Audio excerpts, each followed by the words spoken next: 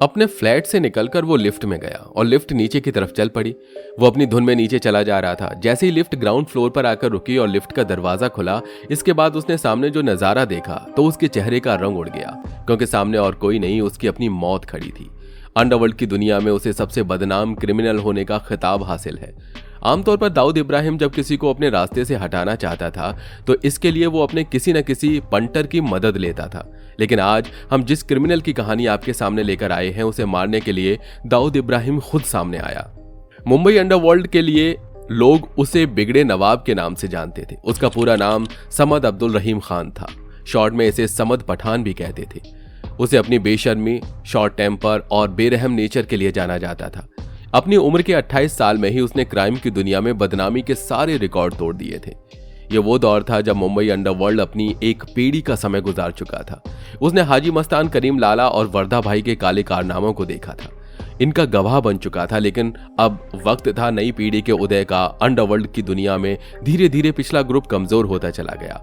हाजी मस्तान चुप होकर बैठ गए, वर्दा भाई साउथ इंडिया चले गए, रह गई करीम लाला। तो उनकी अगली पीढ़ी जुर्म की दुनिया में अपने उस्तादों के कान काटने में लगी थी।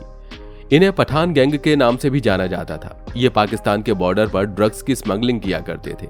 दूसरा जो ग्रुप था उसके लीडर अभी अभी अंडरवर्ल्ड में अपने हाथ पांव चला रहे थे। दाऊद इब्राहिम की डी कंपनी काफी ऑर्गेनाइज तरीके से काम कर रही थी। इन लोगों ने भी मुंबई में स्मगलिंग के लिए हाथ पांव मार और फाइनली गुजरात के समुद्र तट पर इन्होंने कब्जा कर रखा था। जहां से ये अवैध सामान की तस्करी किया करते थे, उसे मुंबई में लाया करते थे। पठान गैंग में समद खान का नाम सबसे ऊपर उछल रहा था। वो पैसा लेकर हत्याएं करने का काम किया करता था और आपको यकीन नहीं होगा लेकिन उस दौर में उसे सुपारी किलिंग की बदौलत अच्छे खासे पैसे मिल जाते थे। वो एक सुपारी कम से कम 1.5 से 2 लाख रुपए की लिया करता था, यानी अपने समय का वो सबसे महंगा सुपारी किलर था। आपको बता दें कि समद खान को लोग करीम लाला की वजह से जानते थे, क्योंकि वो करीम लाला के सगे भाई रहीम खान का सगा बेटा था। समद खान जब भी कोई अपराध करता था उसे करीम लाला से भी जोड़कर देखा जाता था। इससे करीम लाला का तो नाम डूबता ही था। पुलिस भी समद खान के नाम से करीम लाला को ही परेशान किया करती थी। अपराध समद किया करता था, मगर पुलिस समद के बारे में पूछताछ करने के लिए करीम लाला को उठाकर थाने ले जाया करती थी। समद एक हत्या करके फरार था और पुलिस ने करीम लाला को थाने बुला लिया। उसके साथ ही लाला को यह वार्निंग दी गई कि अगर उस समझ ने सरेंडर नहीं किया तो समद के साथ लाला को भी जेल भुगतनी पड़ेगी। पुलिस लाला को भी एक्यूज बनाने की तैयारी कर रही थी। करीम लाला ने थाने से ही हाजी मस्तान की सारी बातें बताई। हाजी मस्तान के जरिए यह बात समझ तक पहुंच गई। फाइनली समद इस शर्त पर सरेंडर करने के लिए रेडी हो गया कि उसे जल्द ही जेल से छुड़ा लिया जाएगा। इसके बाद समद ने सरेंडर किया और लगभग 2 महीने बाद उसकी बेल हो गई। बेल पर बाहर निकालने के बाद वो एक बार फिर अपने पुराने रास्ते पर आ गया। मारपीट, हत्या, लूट, अवैध वसूली जैसे काम करने लगा। समद पठान कितना खतरनाक और बेरहम था इसका अंदाजा आप इस बात से लगा सकते हैं कि समद ने एक बार मिस्टर जैन के नाम से सुपारी ली। जिसने पैसे दिए वो मिस्टर जैन को मरवाना चाहता था। उसने जानकारी दी कि मिस्टर जैन इस समय मुंबई के बांद्रा स्थित सी रॉक होटल में रुके हुए हैं।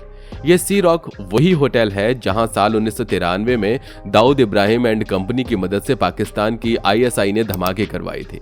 अपने टारगेट की लोकेशन मिलने के बाद समद सीधा होटल सी रॉक के रिसेप्शन पर पहुंचा। वहां जाकर उसने रिसेप्शनिस्ट से मिस्टर जैन के रूम नंबर के बारे में पूछा, लेकिन रिसेप्शनिस्ट ने नंबर देने से मना कर दिया। तो समद ने सीधे सीधे अपनी बंदूक निकाली और रिसेप्शन काउंटर पर रख दी। बंदूक देखकर उस रिसेप्शनिस्ट की हवा टाइट हो गई। उसने तत्काल अपना रजिस्टर खोला, उसमें से मिस्टर जैन के नाम से एक नंबर चेक किया और समद को एक रूम नंबर की जानकारी दे दी। इसके बाद समद खान वहां से चला गया। वो अपने अड्डे पर आकर रात होने का इंतजार करने लगा। रात के लगभग 12 बज रहे थे। मुंबई अपनी रफ्तार पर दौड़ रही थी और उसी रफ्तार से समद खान होटल सी रॉक की तरफ जा रहा था। होटल में पहुंचने के बाद वो कॉरिडोर से होता हुआ सीधा सीधा मिस्टर जैन के दरवाजे पर पहुंच गया। उसने दरवाजे पर नॉक किया तो अंदर से दरवाजा खुला, लेकिन समद ने सीधे सीधे दरवाजे को धक्का दिया और वो मिस्टर जैन के कमरे में जबरदस्ती दाखिल हो गया। समद के साथी भी उसके साथ ही थे। अंदर आते ही उन्होंने सीधे सीधे मिस्टर जैन को पीटना शुरू कर दिया। वो जैन को पीटते जा रहे थे और मिस्टर जैन को समझ में ही नहीं आ रहा था कि आखिर ये मेरे साथ हो क्या रहा है। जिन लोगों को मैं जानता ही नहीं हूं वो मुझे कूट क्यों रहे हैं। थोड़ी देर बाद समद ने अपने साथियों को रोका और उसने मिस्टर जैन से कहा कि अपने पूरे कपड़े उतारो। अचानक हुई इस मार पिटाई से मिस्टर जैन की हालत पहले ही खराब हो गई थी। उन्होंने सोचा कि जैसा ये कहते हैं वैसा करते जाएं तो शायद जान बच जाएगी। उन्होंने अपने पूरे कपड़े उतार दिए। इसके बाद समद खान ने बॉलीवुड के गाने प्ले करना शुरू कर दिया और मिस्टर जैन से बोला कि बस अब इन गानों पर नाचते चले जाओ, जब तक तुम्हारे पैर चलेंगे तब तक तुम्हारी जान बची रहेगी। मिस्टर जैन के पैर लगातार नाचते रहे मगर उनकी सांस फूलती रही। ये सिलसिला सुबह तक चला। फिर फाइनली समद खान ने मिस्टर जैन के गले में अपना बेल्ट फंसाया और उनकी गला घूंटकर हत्या कर दी। इसके बाद सभी वहां से चले गए। इतना बड़ा कांड करने के बाद जब समद पठान अपने अड्डे पर आया तो उसने न्यूज़पेपर देखा। न्यूज़पेपर देखते ही वो हैरान रह गया। ऐसा उसके साथ पहली बार हुआ था, क्योंकि जिस व्यक्ति की उसे सुपारी दी गई थी उसने उसे छोड़कर किसी और निर्दोष व्यक्ति को मार दिया था। मरने वाला व्यक्ति किसी टेक्समैको कंपनी का एग्जीक्यूटिव था। उसका पूरा नाम SK जैन था, जबकि जिस व्यक्ति के नाम से उसने सुपारी दी थी उसका नाम रणवीर जैन था। समद खान को अपनी इस गलती पर काफी गुस्सा आ रहा था। अंडरवर्ल्ड की दुनिया में इस तरीके की मिस्टेक काफी बड़ी ब्लेंडर मिस्टेक मानी जाती है। एक सुपारी किलर के लिए किसी और को मार देना उसकी अपनी इमेज के लिए भी खतरनाक माना जाता है। उसने इस गलती को सुधारने का डिसीजन लिया। एक बार फिर वो होटल सी रॉक गया। उसने वहां अब रणवीर जैन का रूम नंबर पता किया और इस बार अपने साथियों के साथ मिलकर उसने अपने सही टारगेट रणवीर जैन को निपटा दिया। यह तो एक छोटा सा एग्जाम्पल था। असल में समद पठान इंसानियत के नाम पर कलंक था। जो लड़की उसे पसंद आ जाती वो उसके साथ काफी हैवानियत भरे तरीके से पेश आता था। बलात्कार करने से पहले उसे अपने जुर्म का एहसास ही नहीं होता था। समद खान अक्सर सोनिया महल नाम के एक डांस बार में जाया करता था, जहां वो शराब के साथ बार बालाओं के साथ डांस का मजा लिया करता था। आपको बता दें कि सोनिया महल मुंबई का पहला डांस बार हुआ करता था। वहां वो अक्सर अपने साथी अंजुम पहलवान के साथ जाता था और स्टेज पर नाच रही लड़कियों में से किसी एक को पसंद करता और अपने साथी से शर्त लगाता था कि आज वो इसी के साथ रात गुजारने वाला है। डांस बार में नाचने वाली लड़की राजी हो या ना हो, अगर वो समद खान की शर्त का हिस्सा बन गई तो डेफिनेटली उसे समद पठान अपने बिस्तर तक ले जाता था। आपको बता दें कि डांस बार में नाचने वाली हर लड़की जिस्म बेचने वाली वैश्या हो ये जरूरी नहीं होता। कई बार कुछ लड़कियां केवल नाचने के इरादे से वहां आती थीं ताकि कुछ पैसे कमाई जा सके। मगर शराब के नशे में लोग जब इन लड़कियों का डांस देखते थे तो उन्हें उनके साथ रात गुजारने की भी इच्छा होती थी। इसी तरह एक बार समद खान अपने साथी अंजुम के साथ सोनिया डांस बार में नाच देख रहा था। अचानक उसे स्टेज पर नाचती हुई एक लड़की पसंद आ गई। उसने उस लड़की को सबके सामने स्टेज से ही उठा लिया और अपने साथ ले गया। सारे के सारे लोग केवल देखते ही रह गए। किसी में इतनी हिम्मत नहीं थी कि कोई भी समद खान को रोक सके। समद उस लड़की को वर्सोवा के एक फ्लैट पर ले गया।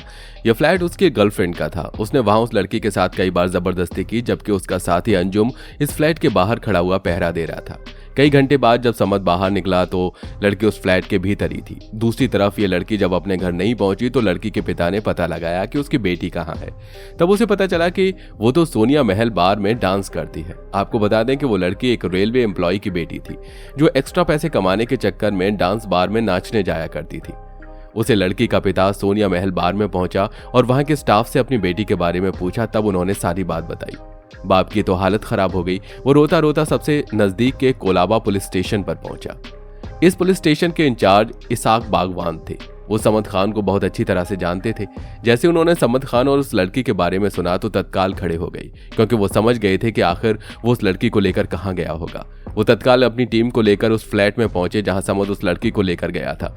जब पुलिस की टीम रूम के अंदर पहुंची वो लड़की एक कोने में रोती हुई पुलिस को मिली। पुलिस ने उस लड़की को तत्काल मेडिकल एग्जामिनेशन के लिए अस्पताल भेज दिया। इसके बाद समद और उसके साथी अंजुम को अरेस्ट कर लिया गया। समद ने भी अपनी अरेस्टिंग का कोई विरोध नहीं किया और सीधे सीधे सरेंडर कर दिया, क्योंकि वो अच्छी तरह से जानता था कि पुलिस और कानून उसकी जेब में है। कुछ ही दिनों में वो आसानी से छूट जाएगा और हुआ भी कुछ ऐसा ही। दरअसल अपनी बेटी के साथ इतना बड़ा कांड होने के बाद भी उस लड़की के पिता ने कोई स्टेटमेंट ही नहीं दिया और ना ही कोई कंप्लेंट दर्ज कराई। समद खान दोबारा आजाद हो गया। जब उसके खिलाफ कोई कंप्लेंट ही नहीं थी तो मिस्टर इसाक बागवान भी उसे जेल में नहीं रख सकते थे। लड़की और उसके पिता ने पुलिस को स्टेटमेंट क्यों नहीं दिया और कोई कंप्लेंट क्यों नहीं दर्ज कराई, इसे समझना कोई मुश्किल काम नहीं है। समद खान जब जेल गया तो उसने वहां भी अपने लिए 5 स्टार होटल वाली सुविधाएं अरेंज कर ली। ये बात साल 1983 और 84 के समय की है। जिस समय समद मुंबई की सेंट्रल जेल में बंद किया गया था, वो अच्छी तरह से जानता था कि जेल में दाऊद इब्राहिम के भी बहुत सारे आदमी मौजूद हैं। उसके और दाऊद इब्राहिम गैंग के बीच अच्छी खासी दुश्मनी चलती थी, लेकिन इसके बावजूद वो उसी जेल में रहा और इस जेल को अपने कंट्रोल में लेने लगा। उसने जेल स्टाफ के साथ मिलकर कुछ ऐसी सेटिंग बनाई कि उसे जेल में ही 5 स्टार होटल की सुविधा मिलने लगी। जेल के कमरे में उसे नहाने का गर्म पानी मिलता था, खाने के लिए मनपसंद फेवरेट चिकन बिरयानी मिलती थी, मनोरंजन के लिए टीवी मिलता था और जेल के भीतर ही रहकर वो अपना वसूली का रैकेट भी चलाता था। आगे चलकर वो जेल में अपना दरबार लगाने लगा। जिस मामले में वो अंदर गया था उस मामले के 2 चश्मदीद गवाह थे। यही 2 गवाह उसकी जेल से निकलने की चाबी भी थे। दरअसल हुआ कुछ ऐसा कि पासपोर्ट एजेंट राजा सिंह ठाकुर के मर्डर का आरोप समद खान पर लगा था। इस मामले के 2 आई विटनेस थे, गुलाम हुसैन और नासिर हुसैन। समद खान ने इन दोनों विटनेस को एक बार अपने दरबार में बुलवाया। जेल में मौजूद समद खान के दरबार में जब ये दोनों पहुंचे तो समद ने उन दोनों के कपड़े उतरवाकर उन्हें नंगा कर दिया और जेल के नाई को बुलवाकर उन दोनों के सिर मुड़वा दिए, दाढ़ी मूछ भी कटवा दी। इतना ही नहीं, आंखों के ऊपर की आईब्रो भी कटवा दी। इसके बाद उसने सीधे सीधे दोनों आई विटनेस से कहा कि अगर तुमने इसके बाद भी अदालत में जाकर मेरे खिलाफ गवाही देने की गलती की तो अगली बार ये उस तरह तुम्हारी गर्दन पर चलेगा। आगे चलकर ये दोनों गवाह कभी भी गवाही देने अदालत पहुंचे ही नहीं। अदालत इंतजार ही करती रह गई। फाइनली इस मामले में समद खान को अदालत ने बरी कर दिया। इसके साथ ही समद खान पर 2 बार नेशनल सिक्योरिटी एक्ट यानी कि NSA भी लगा, लेकिन इसके कनेक्शन इतने जबरदस्त थे कि वो NSA कानून से भी बच गया। वो इतना शातिर था कि कानून को चकमा देना उसके लिए कोई बड़ी बात नहीं थी। पुलिस अपनी पूरी कोशिश करती थी और उसके खिलाफ स्ट्रॉन्ग केस बनाकर अदालत में पेश करती थी, लेकिन वो किसी न किसी लूप होल का फायदा उठाकर कानून की सजा से बच जाता था। समद खान इतना घटिया आदमी था कि वो अपने फायदे के लिए किसी को भी धोखा दे सकता था। शिल्पा जवेरी समद खान से प्रेम करती थी। वो एक बहुत अच्छी कार ड्राइवर थी। साल 1983 में पुलिस समद खान को कोर्ट में पेश करने के लिए लेकर जा रही थी। समद खान सड़क के किनारे खड़ा हुआ था। सिटी सिविल कोर्ट के ऑपोजिट रोड पर पुलिस की दूसरी टीम मौजूद थी जो एक अन्य मामले में उसे अरेस्ट करने के लिए आ रही थी। वो रोड के दूसरी तरफ मौजूद थी। समद को पुलिस की इस प्लानिंग के बारे में मालूम था। उसने अपनी गर्लफ्रेंड शिल्पा के साथ मिलकर भागने का प्लान बनाया। एक कार में शिल्पा भी उसी जगह मौजूद थी। उसने देखा कि पुलिस वाले समद को कोर्ट से बाहर लेकर आ रहे हैं। उसने तत्काल पूरी तेजी के साथ अपनी गाड़ी पुलिस टीम की तरफ दौड़ा दी। गाड़ी इतनी तेजी से आ रही थी कि पुलिस वाले अपनी जान बचाकर फुटपाथ की तरफ भाग निकले, लेकिन समद अकेला रोड पर खड़ा था। शिल्पा ने गाड़ी को स्टिक करते हुए समद खान के करीब लाकर रोक दिया। वो तत्काल कार के भीतर बैठ गया। ये सब इतनी जल्दी में हुआ कि पुलिस की टीम कुछ समझ ही नहीं पाई और शिल्पा वहां से अपनी कार लेकर फरार हो गई। वो इतनी अच्छी ड्राइवर थी कि उसने दोबारा पुलिस के सामने ही गाड़ी को यू टर्न किया और पुलिस टीम के सामने से गुजरती हुई बाकायदा हाथ हिलाते हुए ओके टाटा बाय बाय कहते हुए निकल गई। पुलिस की टीम ने उसका पीछा भी किया, लेकिन पुलिस की टीम का ड्राइवर शिल्पा के मुकाबले कमजोर निकला। शिल्पा की इस ड्राइविंग स्किल से समद इतना इंप्रेस हुआ कि उसने उससे शादी कर ली। दोनों साथ में रहने लगे, लेकिन समद जैसे व्यक्ति से वफादारी की उम्मीद करना शिल्पा की बेवकूफ़ी साबित हुई। आगे चलकर उनके रिश्ते में दरार आ गई और फिर वो अलग अलग हो गई। अब आपके दिमाग में ये सवाल जरूर उठा होगा कि इन तमाम मामलों का दाऊद इब्राहिम से क्या लेना देना। समद भी उसकी तरह अपराधी था तो अपराध करेगा ही। कोई भी क्रिमिनल दूसरे को तब तक नहीं छेड़ता जब तक कि वो दोनों एक दूसरे के रास्ते को क्रॉस न करें। समद खान भी एम्बिशियस हो गया था। उसे मुंबई का डॉन बनना था। दूसरी तरफ दाऊद इब्राहिम को यह लगता था कि उसके भाई शब्बीर कासकर की हत्या में समद का भी हाथ है, इसलिए वो समद को ठिकाने लगाने के लिए उसके पीछे पड़ा हुआ था। लेकिन कहीं ना कहीं करीम लाला का लिहाज करके दाऊद इब्राहिम सब्र किए हुए था। समद खान के क्रिमिनल नेचर से परेशान होकर करीम लाला ने हाजी मस्तान की सलाह पर पेपर में इंफॉर्मेशन निकलवाई, जिसमें साफ साफ लिखा था कि करीम लाला का अब आगे से समद खान से कोई लेना देना नहीं है, ना ही उसके अपराध से करीम लाला का कोई कनेक्शन है। अंडरवर्ल्ड की दुनिया में समद को अब तक उसके चाचा करीम लाला के नाम का प्रिविलेज मिल रहा था, लेकिन अब उसके सिर से चाचा का प्रोटेक्शन हट चुका था। यानी दाऊद के लोग कभी भी समद को ठिकाने लगा सकते थे। दाऊद भी करीम लाला का काफी सम्मान किया करता था। समद खान ने अब दाऊद इब्राहिम की तरफ दोस्ती का हाथ बढ़ाना सही समझा। वो दाऊद से मिलने के लिए गया। उसने कहा कि शब्बीर कासकर की हत्या में उसका कोई रोल नहीं है। उसने अपनी पुरानी बातों के लिए माफी मांगी। दाऊद इसकी हिम्मत देखकर काफी इंप्रेस हुआ। कुल मिलाकर इन दोनों में एक सलाह हो गई, लेकिन समद खान अपने वादे पर कायम नहीं रह सका। ठीक दूसरे दिन दौड़ का भाई नूरा एक बार में बैठकर शराब पी रहा था। समद खान भी वहीं पहुंच गया। वो भी इस बार में जाकर बैठ गया। तभी उसे किसी ने आकर यह खबर दी कि दाऊद का भाई नूरा उसके बारे में अनाप शनाप बातें कर रहा है। इस बात पर समद को काफी गुस्सा आ गया और उसने नूरा को मारना शुरू कर दिया और इतना मारा कि वो लगभग मर ही गया था। जब दाऊद ने इस बात को सुना तो उसका गुस्सा भी सातवें आसमान पर पहुंच गया, लेकिन दाऊद ने उसे उस समय कुछ भी रिएक्ट नहीं किया। दाऊद के मास्टरमाइंड ब्रेड में अब समद खान को फुल प्रूफ तरीके से ठिकाने लगाने का प्लान बनने लगा था। यह घटना 4 अक्टूबर साल 1984 की है। समद खान अपना सिक्का नगर वाले घर में बॉडीगार्ड के साथ मौजूद था। उसके साथ ही उसकी गर्लफ्रेंड भी थी। वो अपनी गर्लफ्रेंड के साथ मौज मस्ती कर रहा था और सिगरेट पी रहा था। सिगरेट का कश लगाते हुए वो अपने घर से बाहर निकला और लिफ्ट में सवार हो गया। लिफ्ट ग्राउंड फ्लोर पर पहुंची और उसने लिफ्ट का दरवाजा खोला तो उसके चेहरे का रंग उड़ गया, क्योंकि सामने दाऊद इब्राहिम, छोटा राजन और उसका भाई खड़ा हुआ था। सभी के हाथ में बंदूकें थी। उन लोगों ने समद को देखा और सीधा उसके ऊपर गोलियां चलाना शुरू कर दिया। उन्होंने समद के मरने तक उसके ऊपर गोलियां चलाई। इसके बाद सभी लोग वहां से चले गए। अपने भतीजे की मौत के बारे में जब करीम लाला को पता लगा तो वो काफी दुखी हुआ, लेकिन अब वो कुछ नहीं कर सकता था। जब समद खान का जनाजा निकला तो उसमें हजारों लोग शामिल हुए। इस मौके पर मुंबई पुलिस के लिए समस्या थी दाऊद को ढूंढना, लेकिन दाऊद इब्राहिम तो पुलिस की पकड़ से दूर जा चुका था। ये थी मुंबई अंडरवर्ल्ड के बिगड़े नवाब समद खान की पूरी कहानी। वीडियो पसंद आया हो तो इसे लाइक करके अपने दोस्तों के साथ शेयर जरूर कीजिएगा।